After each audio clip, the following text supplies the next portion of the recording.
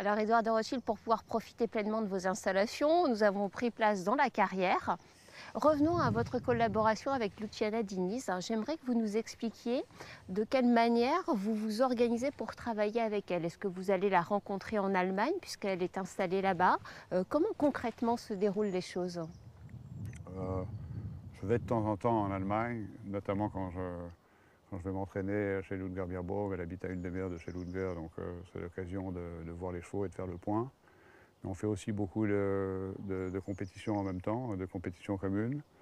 Certaines où je monte, certaines où je ne monte pas. Elle vient parfois s'entraîner ici ou sauter les chevaux ici de temps en temps, profiter des installations si c'est sur le bon chemin d'une compétition ou quelque chose comme ça. Et puis on communique plusieurs fois tous les jours. Pourquoi avez-vous choisi cette cavalière précisément?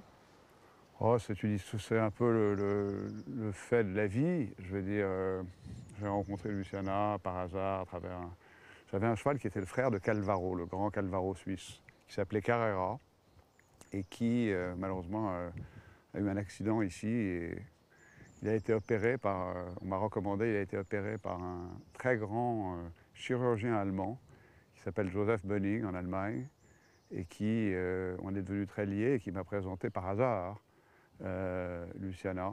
Et on est devenus très amis, c'était il y a à peu près 10 ans.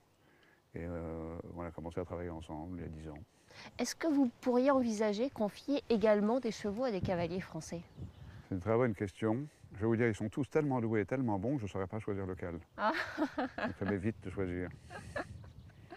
Non, concrètement, est-ce que c'est quelque chose qui pourrait arriver à l'avenir? Je ne veux travailler avec personne d'autre qu'avec Luciana. Je ne confie aucun autre cheval à personne. Enfin, on a un ou deux chevaux qui ne convenaient pas ou qui ne fonctionnaient pas. Ce cheval Cassidy Jack que j'ai donné à Ludo Philippe Hart parce que c'était pas du tout un cheval pour Luciana ni pour moi. Mais je ne veux pas du tout me disperser et donc je le confie. Restez fidèle à cette cavalière. Nous travaillons ensemble. Avec Voilà. qui tout se passe bien. Voilà. Alors, vous nous l'avez dit il y a quelques instants, vous travaillez donc maintenant avec Ludger Bierbaum qui devient votre coach. On connaît bien Ludger Bierbaum.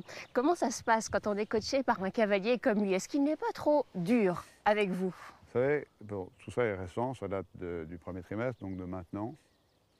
Moi, j'ai pensé qu'à 52 ans, avec une personnalité assez forte, c'était nécessaire, pardonnez l'expression, de trouver quelqu'un de totalement compétent et que je respecte et qui en même temps soit capable de me donner des coups de pied au cul.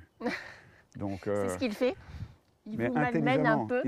il le fait absolument, il est très rigoureux, mais avec intelligence et avec ouverture. C'est-à-dire qu'il ne va pas demander la même chose à Marco Kutscher et à moi.